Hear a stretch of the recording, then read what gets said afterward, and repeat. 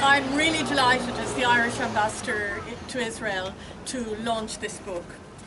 It's a uniquely Irish-Israeli cultural collaboration. Paul is an urban planner and journalist. Moti is an architect and artist, and they've both worked together for many years. As Sharon has said, this is their third collaboration.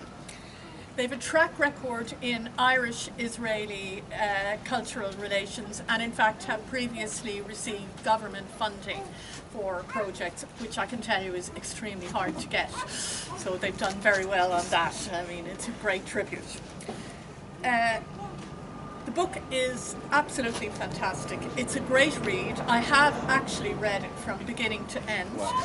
And the illustrations are also phenomenal. I highly, highly recommend it. It shows all the skills and accomplishments of an architect, an urban planner, a journalist, and an artist. And really, I was very, very blown away by it. It's ambitious in its scope and reach, and it does draw conclusions, but I didn't actually find it polemic. There are an awful lot of facts underpinning everything in the book. I also found the footnotes, there are hundreds of them, very, very useful, and read them a lot too, because they direct you to the source and to further onward reading and research. It was really great. On the political side, I was heartened that they concluded that there is hope for the two-state solution.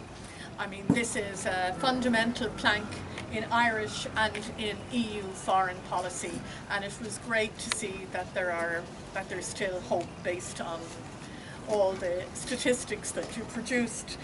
I mean, one of them, in their chapter Borderlands, and here I'm going to quote, they calculate that if Israel retained just 1.9% of the West Bank, it could incorporate 65% of all settlers. And if it retained 7.7% of the West Bank, 90% could be incorporated into Israel. It's real food for thought, but of course, you know, this is geography and planning and statistics rather than political will, and that's what we hope for in the period ahead.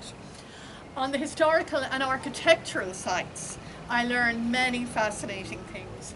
For example, the chapter on balconies, with all the photos and drawings, has opened my eyes as I've been walking around since then. I've just been looking up. It's really very, very interesting. I'm sorry that Gideon Levy couldn't make it. We wish him a speedy recovery. He's a great friend of Ireland's and of me personally. So as someone who, as you can see, read the book from beginning to end, I highly recommend it. And I know that it will have a long-term place on the embassy bookshelf. So thank you, Sharon. Thank you, Paul and Moti. Thank you.